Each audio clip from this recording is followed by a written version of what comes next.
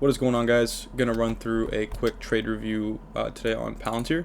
So I'm gonna run through obviously some like higher time frame stuff, key levels, trade ideas that I was looking for in pre-market, and then all the way down to some of the executions.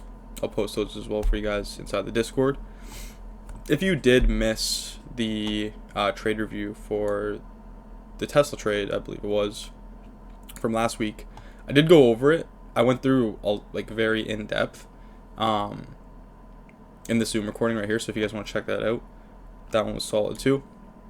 We're gonna run through this week though. One trade so far, small winner, and yeah, let's jump to the kind of the game plan stuff right off the bat, and then I'll go into kind of the trade because I think both are just equally as important. I also got the camera working too, which is solid. So coming into today, there wasn't that many great tickers in terms of higher time frame setups that I normally trade. So I know MU has been a pretty popular name as of recent anyways. I think Intel is pretty decent as well, looking to take some of those trades, so it was kind of on the watch list. We'll go over that as well. As well as, I know Tony took a trade on SanDisk, so we'll talk about that a little bit.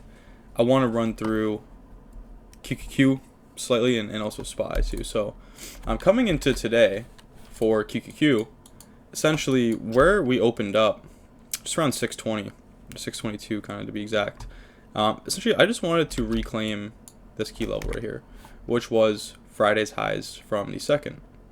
You can see potentially a few other touch points right here as well. That was mainly the key level to trade above that we have some confirmation. Even pre-market high was a good confluence. So jumping to the low time frames, pretty straightforward in terms of low time frame price action. We did see a rejection actually right here, kind of a break and retest at this level actually as well, just kind of confirming the key levels. This was actually from the Boxing Day time, or the Boxing Day highs.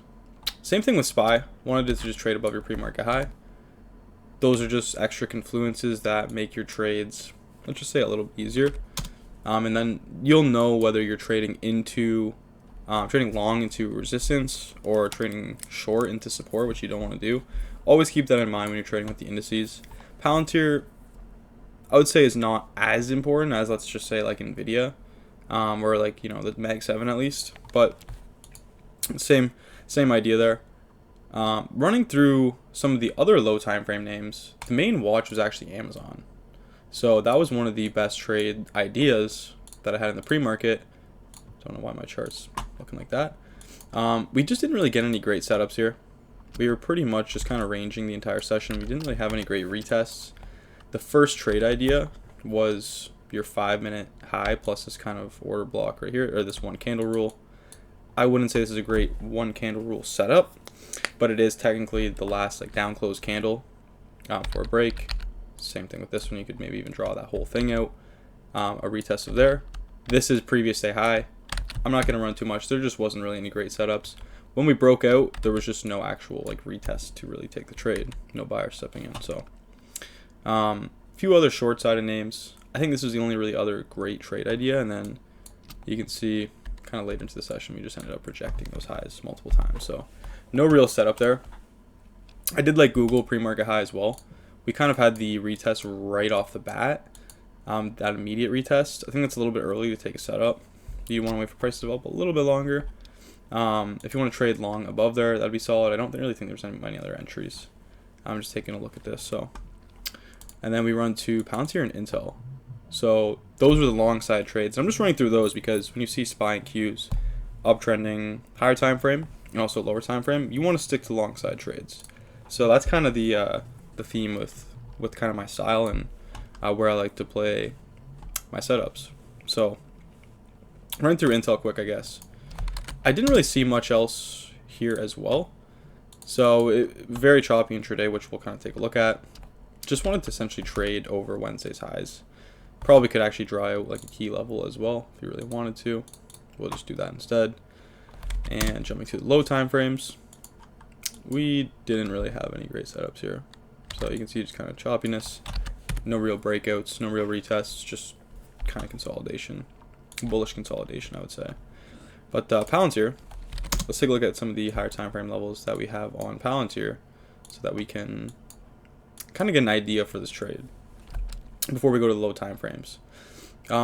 It's not really as strong, I want to say, on the higher time frames as some of the other tickers like Intel or MU, even Google, Amazon, as of recent anyways.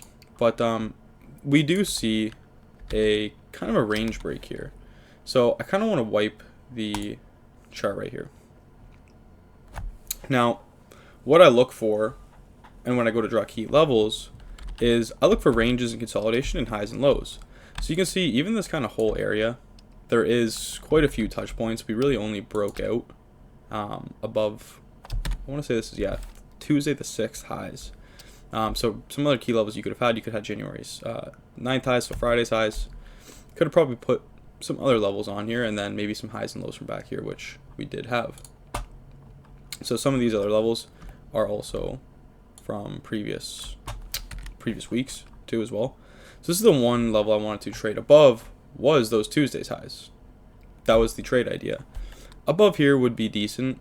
I still like having these lows back here versus these highs. I think it makes a little bit more sense just personally.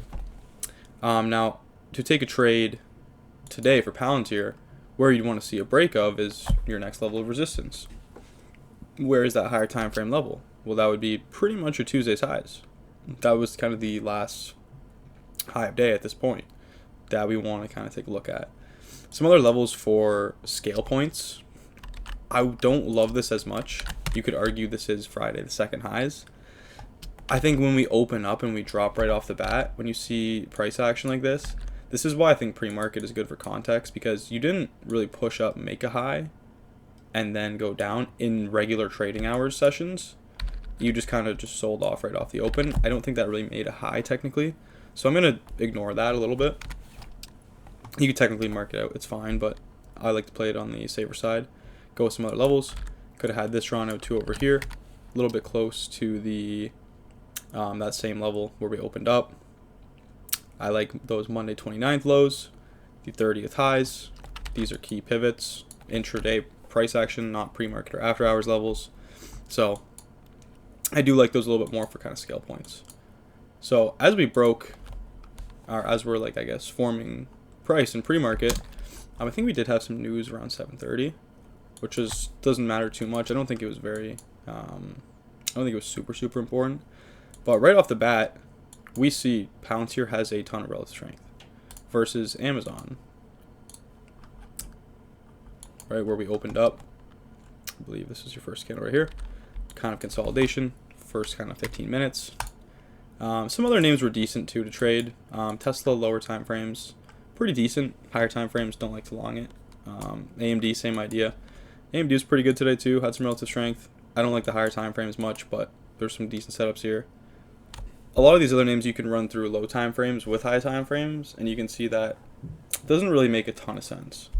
You can always make exceptions for trades, but I think Palantir at this point definitely had one of the better setups. So low time frames, let's go through them. We have a couple confluences here, potentially like kind of your pre-market level. You're trading above that, which is one good thing. You're trading above those highs that we just mentioned. I think it was last week's Tuesday, if I'm not mistaken. And what we can look at for low time frames is we had a clean break above this, which is pretty solid. Now, I don't want to say this is the best potential setup. What would have been ideal is if we had a formation like this, where the level is confirmed once again on the low time frames. You have some sort of rejection there, so that this level, you know, is solid. Then we break out again, and then now you have this kind of zone as a high on the higher time frames and lower time frames for you to pull back and take a trade into. Now, that wasn't the case here, so I wouldn't say this is like an A+ setup or anything, but it was definitely worth taking a stab at. Now, as price is developing and we have our first pullback, we did have a slight retest of that level. This is the actual level itself. If it was a low, this would be the level. So if you're trading something like this, that would be the zone. In this case, it is that red area. So maybe if you want to clarify a little bit and mark those out specifically, you can always do that if you draw zones. Not everybody does. Just if you do, it's something you can take a look at. Now, This is pretty solid because you're essentially buying the first pullback on an uptrend. You want to take trades, or the easiest trades to take, in my opinion, are going to be when you have a structure and you're just buying pullbacks for retests. Easiest way to trade for sure. So in this case, Palantir opens up. We have strong price action. The first pullback you're essentially buying with the retest level, which is solid, which is what you want to do. Now, I don't enter on the first retest candle. I actually enter on the second one. I don't think that it makes a ton of sense to enter on the immediate retest candles. You can make an argument here and there for it, but generally speaking, you don't want to take those. Wait for the next candle to form to confirm that the level is actually solid.